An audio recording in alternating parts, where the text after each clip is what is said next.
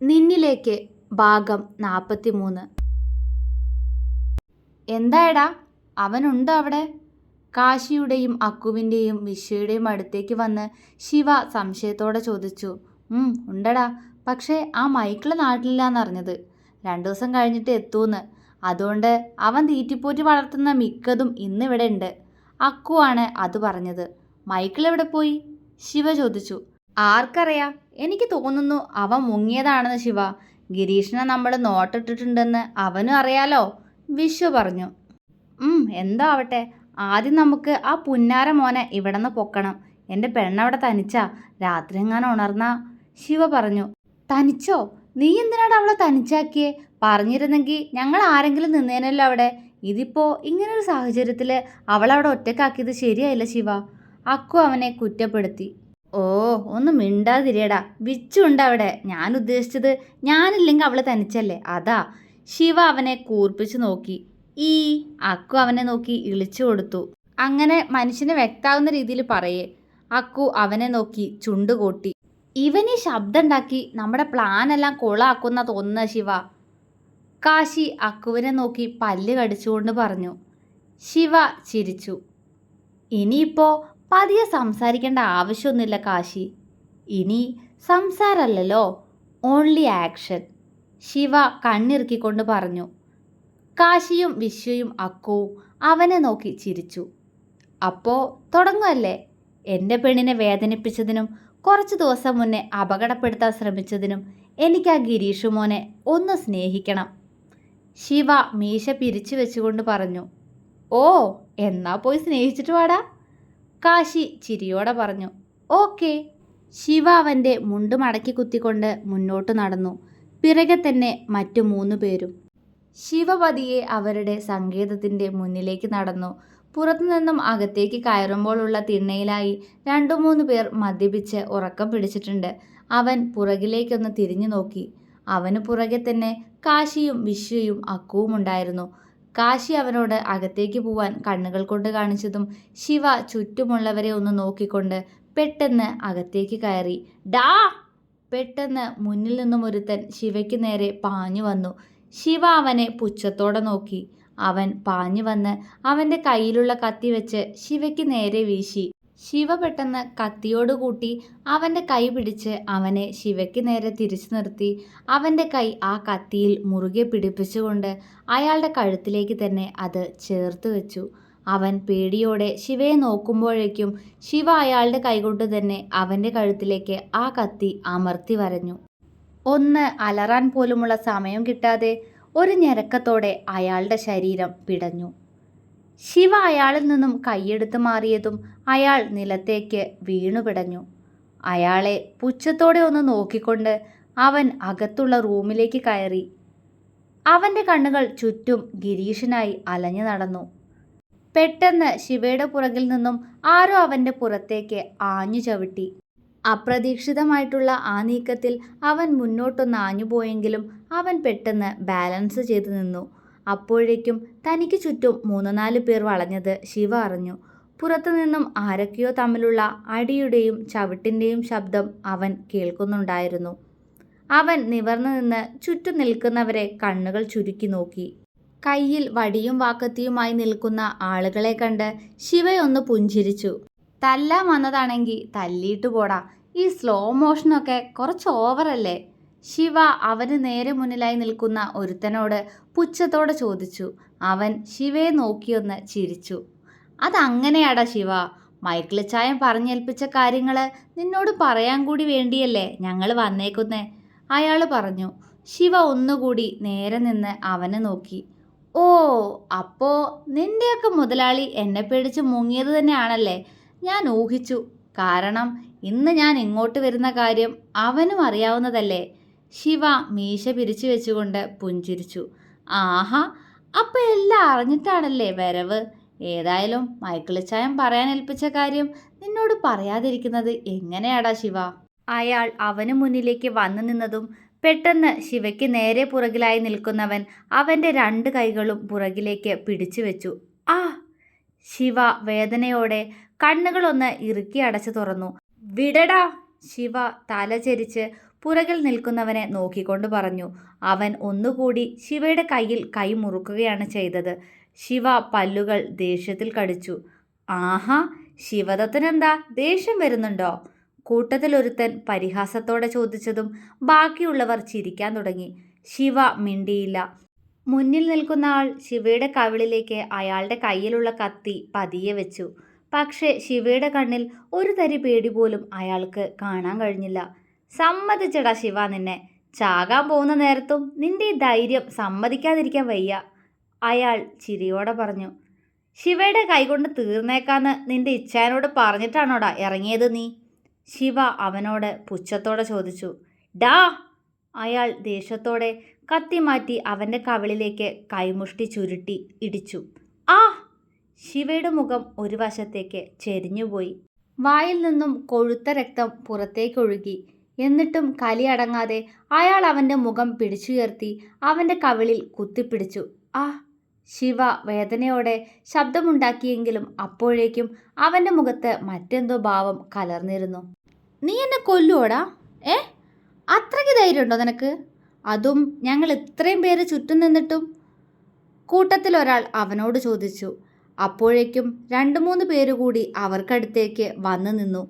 നിന്നെയൊന്നല്ലടാ ഈ ശിവയ്ക്ക് വേണ്ടത്. എനിക്കറിയാം, എനിക്ക് ആവശ്യമുള്ളവൻ ഇവിടെ തന്നെ ഉണ്ടെന്ന്. നിന്നോടൊക്കെയുള്ള അമിത വിശ്വാസം കൊണ്ട് ആ മൈക്കിൾ അവനെ ഇവിടെ തന്നെ നിർത്തിയിട്ടാവും അവൻ്റെ മറ്റവളുമാരുടെ അടുത്തേക്ക് പോയിട്ടുണ്ടാവുകയെന്ന് എനിക്ക് നന്നായി അറിയാം. ശിവ പുച്ഛത്തോടെ ചുണ്ടുകോട്ടി. ഒരു നിമിഷം എല്ലാവരും അവനെ ഒരു ഞെട്ടലോടെ നോക്കിയെങ്കിലും അടുത്ത നിമിഷം മുന്നിൽ നിൽക്കുന്നവൻ ശിവയെ നോക്കി ചിരിച്ചു. കൊള്ളാമല്ലോടാ നീ, ബുദ്ധിയുണ്ട് നിനക്ക്. അല്ലെങ്കിലും മൈക്കിളിൻ്റെ ഗ്യാങ്ങിൽ ചേരണമെങ്കിൽ കഴിവ് വേണമല്ലോ. വെറുതെ അല്ല മാത്യൂസ് മുതലാളി നിന്നെ കൂടെ കൂട്ടിയത്, അയാൾ പറഞ്ഞു. ശിവ ചിരിച്ചുകൊണ്ട് അവൻ്റെ വായിൽ നിറഞ്ഞ രക്തം പുറത്തേക്ക് തുപ്പി. അയാൾ ദേഷ്യത്തോടെ ശിവയുടെ വയറ്റിൽ കൈമുഷ്ടി ചുരുട്ടി ഇടിച്ചു. ആ! അവൻ പുറകിലേക്ക് നീങ്ങിക്കൊണ്ട് തലയൊന്ന് താഴ്ത്തി. കണ്ണുകൾ അപ്പോഴേക്കും ദേഷ്യം കൊണ്ട് ചുവന്നിരുന്നു. എന്തു പറഞ്ഞാലും നിന്റെ ഈ പുച്ഛത്തോടുള്ള ചിരി കണ്ടോ ശിവ? അതാണ് എനിക്കിഷ്ടായത്. അപ്പോൾ ഇനി ഞാൻ പറയാൻ പോകുന്ന കാര്യം കേട്ടാലും നീ ഇതുപോലെ ചിരിക്കുവോടാ? അയാൾ ചോദിച്ചു. ശിവ സംശയത്തോടെ അയാളുടെ മുഖത്തേക്ക് നോക്കി. എടാ ശിവ, നിന്റെ ഭാര്യയില്ലേ? എന്താ അവളുടെ പേര്? ആ, അത് തന്നെ, ശ്രീമിത്ര. അവളൊരു ഒന്നാന്തര ഉരുപ്പടി തന്നെയാണ് കേട്ടോ. ഉഫ്, എന്താ അവളുടെ ഒരു സ്ട്രക്ചർ!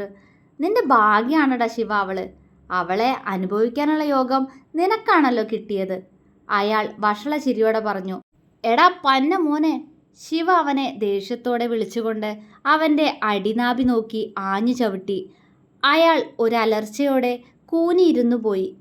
എന്നിട്ടും കലിയടങ്ങാതെ ശിവ പുറകിൽ നിന്ന് ശിവയുടെ കൈ പിടിച്ചു വെച്ചിരിക്കുന്നവൻ്റെ തലയിലേക്ക് അവൻ്റെ തല കൊണ്ട് ഊക്കോടെ ഇടിച്ചു.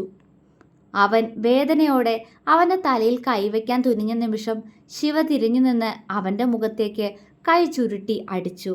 അയാൾ ഭിത്തിയിലേക്ക് ഇടിച്ചു നിന്നിട്ടും ശിവ കലിയടങ്ങാതെ അവൻ്റെ തല പിടിച്ച് ഭിത്തിയിലേക്ക് വീണ്ടും വീണ്ടും ഊക്കോടെ ഇടിച്ചു. അയാളൊരലർച്ചയോടെ അവൻ്റെ കയ്യിൽ പിടിച്ചപ്പോഴേക്കും ശിവ കൈ വലിച്ചെടുത്ത് അവൻ്റെ വയറിലേക്ക് ഇടിച്ചു. അപ്പോഴേക്കും പുറകിൽ നിന്നും ഒരുത്തൻ ശിവയെ ചവിട്ടി വീഴ്ത്തി. ഒരുത്തനെ അടിച്ചു വീഴ്ത്തിക്കൊണ്ട് കാശി അകത്തേക്ക് വന്നപ്പോൾ കണ്ട കാഴ്ച ഇതാണ്. ശിവ! അവൻ പെട്ടെന്ന് ശിവയ്ക്കടുത്തേക്ക് പാഞ്ഞു വന്ന് അവനടുത്ത് നിൽക്കുന്നവരെ അടിച്ചു വീഴ്ത്തി. ശിവ നിലത്തു നിന്നും എഴുന്നേറ്റ് എല്ലാവരെയും കണ്ണുകൾ ചുരുക്കിയൊന്ന് നോക്കി. എന്താടാ ശിവ, ഭാര്യയെ പറഞ്ഞപ്പോഴേക്കും പൊള്ളിയോ നിനക്ക്? അപ്പോൾ പിന്നെ നീ ചത്തുമലച്ച അവളെ പിന്നെ എന്തു ചെയ്യുന്ന? അവളിനി അനുഭവിക്കാൻ പോകുന്നത് മൈക്കിളിച്ചായനാ. ആള് വല്ലാതെ മോഹിച്ചു പോയടാ നിന്റെ പെണ്ണിനെ. അപ്പോൾ ആ ആഗ്രഹം ഞങ്ങൾ വേണ്ടേ സാധിച്ചു കൊടുക്കാൻ?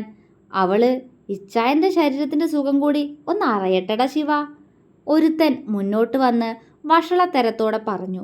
അവൻ പറഞ്ഞു തീരും മുന്നേ ശിവ അവൻ്റെ നെഞ്ചിലേക്ക് ചവിട്ടിക്കഴിഞ്ഞിരുന്നു. അപ്പോഴേക്കും ചുറ്റുമുള്ളവർ അവനും കാശിക്ക് നേരെ പാഞ്ഞെടുത്തു. എല്ലാവരെയും അടിച്ചു വീഴ്ത്തുമ്പോഴും ശിവയുടെ കണ്ണുകൾ മിത്രയെക്കുറിച്ച് മോശമായി പറഞ്ഞ ആ 2 പേർക്കും മേലെ തന്നെ ആയിരുന്നു. അവൻ്റെയും കാശിയുടെയും കൈകരുത്തിനു മുന്നിൽ അവന്മാർ തോറ്റുപോകാൻ തുടങ്ങിയപ്പോഴേക്കും വിശ്വയും അക്കുവും അകത്തേക്കെത്തിയിരുന്നു. വിശ്വയുടെ തലയിൽ നിന്നും ചോര ഒലിച്ചിറങ്ങുന്നുണ്ട്. അക്കുവിൻ്റെ ചുണ്ടും പൊട്ടി ചോര വരുന്നുണ്ട്. ഡാ! ഒരലർച്ചയോടെ വിശ്വയും അക്കുവും അവന്മാർക്കിടയിലേക്ക് പാഞ്ഞെടുത്ത് ഓരോന്നിനെയും അടിച്ചു ചവിട്ടി കൂട്ടി. ശിവയുടെ കാലുകൾ മിത്രയെക്കുറിച്ച് വഷളച്ചിരിയോടെ പറഞ്ഞവന്മാർക്ക് മുന്നിലേക്ക് ചലിച്ചു. ശിവയുടെ മുഖത്ത് ഒരുതരം ക്രൂരമായ ചിരി വിരിയുന്നത് അവന്മാർ ഭീതിയോടെ നോക്കിക്കണ്ടു. ഒരുത്തൻ്റെ കൈകൾ അവൻ്റെ അടിവയറിനെ പൊതിഞ്ഞു പിടിച്ചുകൊണ്ട് പുറകിലേക്ക് നിരങ്ങിക്കൊണ്ടിരുന്നു. ഇന്നാടാ ശിവ, ഇവനെയും കൂടെ എടുത്തോ. കാശി മറ്റവനെ കൂടി എടുത്ത് അയാൾക്ക് അടുത്തേക്കിട്ടു. ശിവ ചിരിയോടെ അവർക്ക് മുന്നിൽ മുട്ടുകുത്തിയിരുന്നു. ശിവ, ഓ ഒന്നും ചെയ്യല്ലേ, മാപ്പ്. രണ്ടുപേരും പേടിയോടെ അവനോട് പറഞ്ഞു. നീയല്ലേ എന്നെ കൊല്ലാൻ പോന്നു പറഞ്ഞത്, എന്താ ഇപ്പൊ കൊല്ലണ്ടേ നിനക്കെന്നെ? അവൻ വന്യമായ മുഖത്തോടെ അയാളോട് ചോദിച്ചു. വേണ്ട വേണ്ട ശിവ, എന്നെ എന്നെ വിട്ടേക്ക്. അയാൾ കരഞ്ഞുപോയിരുന്നു. ഇല്ല, വെറുതെ വിടാ ഞാൻ നിന്നെ. ഒന്നുമില്ലെങ്കിലും എൻ്റെ പെണ്ണിനെക്കുറിച്ച് നീ ഇത്രയും പറഞ്ഞതല്ലേ, അങ്ങനെയുള്ളപ്പോൾ നിന്നെ ഞാൻ വല്ലതും ചെയ്യോടാ. ശിവ പുഞ്ചിരിച്ചു. പക്ഷേ ആ പുഞ്ചിരിയുടെ അർത്ഥം അയാൾക്ക് ഇത്തവണ വ്യക്തമായും മനസ്സിലായിരുന്നു. ശിവ, അയാൾ പേടിയോടെ അവനെ വിളിച്ചു. അതുവരെ പുഞ്ചിരിച്ചു കൊണ്ടിരുന്ന ശിവയുടെ മുഖത്ത് പെട്ടെന്ന് ക്രൂരത നിറഞ്ഞു. അവൻ്റെ കണ്ണുകൾ അയാളുടെ അടുത്തായി വീണ് കിടക്കുന്ന കത്തിയിലേക്ക് പോയി. അയാൾ പേടിയോടെ ആ കത്തിയിലേക്ക് നോട്ടം പായിക്കുമ്പോഴേക്കും ശിവ അത് വലിച്ചെടുത്ത് അയാളുടെ നെഞ്ചിലേക്ക് കുത്തിയിറക്കി കഴിഞ്ഞിരുന്നു. അയാളുടെ അലർച്ച അവിടെ ആകെ ഉയർന്നു കേട്ടു. ശിവ ക്രൂരതയോടെ അയാളുടെ നെഞ്ചിലേക്ക് വീണ്ടും വീണ്ടും ആ കത്തി കുത്തിയിറക്കി. ശിവയുടെ മുഖത്തേക്ക് അയാളുടെ രക്തം തെറിച്ചു വീണു. അവൻ ആ കത്തി വലിച്ചൂരിയതും അയാൾ ഞെരങ്ങിക്കൊണ്ട് പിടഞ്ഞു. ശിവ എഴുന്നേറ്റ് നിന്ന് അയാളുടെ വയറിലേക്ക് അവൻ്റെ കാലുയർത്തി ആഞ്ഞു ചവിട്ടി. അയാളുടെ ശരീരത്തിൽ നിന്നും ജീവന്റെ അവസാന കണികയും നഷ്ടമാകുന്നത് അവൻ വന്യമായ മുഖത്തോടെ നോക്കിക്കണ്ടു. അവൻ്റെ നോട്ടം തൊട്ടപ്പുറത്ത് അവനെ നോക്കി പേടിയോടെ നിൽക്കുന്നവനിലേക്ക് പോയി. ശിവ അവനടുത്ത് പോയി നിന്നു. അവൻ്റെ കയ്യിൽ ഒളിപ്പിച്ച കത്തി കണ്ട് ശിവയൊന്ന് ചിരിച്ചു. ശ്രീമിത്രയുടെ ഭർത്താവ് ശിവദത്തനാണ്. അവളുടെ കഴുത്തിൽ താല് ചാർത്തി അവളെ ഞാൻ എൻ്റെ കൂടെ കൂട്ടിയിട്ടുണ്ടെങ്കിൽ എൻ്റെ അവസാന ശ്വാസം വരെയും അവളെ ഞാൻ സംരക്ഷിക്കും. ഒരു മൈക്കിളിനും ഞാൻ വിട്ടുകൊടുക്കില്ല അവളെ. അവൻ അയാളെ നോക്കി പുഞ്ചിരിയോടെ പറഞ്ഞു. അയാൾ അവനെ നോക്കി ഉമിനീറിറക്കി. പക്ഷേ സ്വന്തം ജീവൻ നഷ്ടപ്പെടുത്താനാവില്ല. അയാൾ പുറകിൽ പിടിച്ച കത്തി മുന്നോട്ടെടുത്ത് ശിവയുടെ വയറ്റിലേക്ക് കുത്താനോങ്ങിയെങ്കിലും അതിന് തൊട്ടു മുന്നേ അവൻ അയാളുടെ കയ്യിൽ കയറിപ്പിടിച്ചു. അയാൾ ദേഷ്യത്തോടെ കാലുയർത്തി ശിവയുടെ വയറ്റിലേക്ക് ചവിട്ടി. അവൻ പിന്നോട്ട് വേച്ചുപോയ സമയം അയാൾ ആ കത്തി അവന് നേരെ വീശി. ശിവ! വിശ്വയും കാശിയും അക്കുവും വെപ്രാളത്തോടെ അവനടുത്തേക്ക് വരുമ്പോഴേക്കും ആ കത്തി പിടിച്ചു മാറ്റാൻ ശ്രമിക്കുന്ന സമയം കൊണ്ട് അത് ശിവയുടെ കയ്യിൽ തട്ടി വരഞ്ഞു നീങ്ങി. ആ! ശിവ കൈ വലിച്ചെടുത്ത് അവനെ ദേഷ്യത്തോടെ നോക്കി. ശിവ! അക്കു നിലത്തു നിന്നും ഒരു വാക്കത്തിയെടുത്ത് ശിവയ്ക്ക് നേരെ എറിഞ്ഞുകൊടുത്തു. അയാൾക്ക് തടുക്കാനാകും മുന്നേ ശിവ അയാളുടെ ശരീരത്തിലേക്ക് ആ വാക്കത്തി ആഞ്ഞു വീശി. അയാൾ അലറി. ശിവ അയാളെ പകയോടെ വീണ്ടും വീണ്ടും ആഞ്ഞു വെട്ടി. അയാൾ പിടഞ്ഞു വീഴുന്നത് കണ്ടുകൊണ്ട് ശിവ ആ കത്തി നിലത്തേക്ക് വലിച്ചെറിഞ്ഞു. കിതപ്പോടെ അവൻ മുഖത്തു പറ്റിയ രക്തം കൈകൊണ്ട് അമർത്തി തുടച്ച് നേരെ നോക്കിയത് ഡോറിന് മുന്നിൽ പകപ്പോടെ ശിവയെ നോക്കി നിൽക്കുന്ന ഗിരീഷിനെയാണ്. ഡാ! ശിവ അവന് നേരെ അലറി. എല്ലാവരും പുറകിലേക്ക് തിരിഞ്ഞു നോക്കി. ഗിരീഷ് എല്ലാവരെയും പേടിയോടെ നോക്കിക്കൊണ്ട് പെട്ടെന്ന് പുറത്തേക്ക് ഇറങ്ങി ഓടി. ഡാ! നിക്കടാ അവിടെ! കാശി, വിശ്വ, അക്കു, വിടരുതാ നായെ! ശിവ അലറിക്കൊണ്ട് പുറത്തേക്ക് പാഞ്ഞു. പുറകെ തന്നെ മറ്റുള്ളവരും. തുടരും.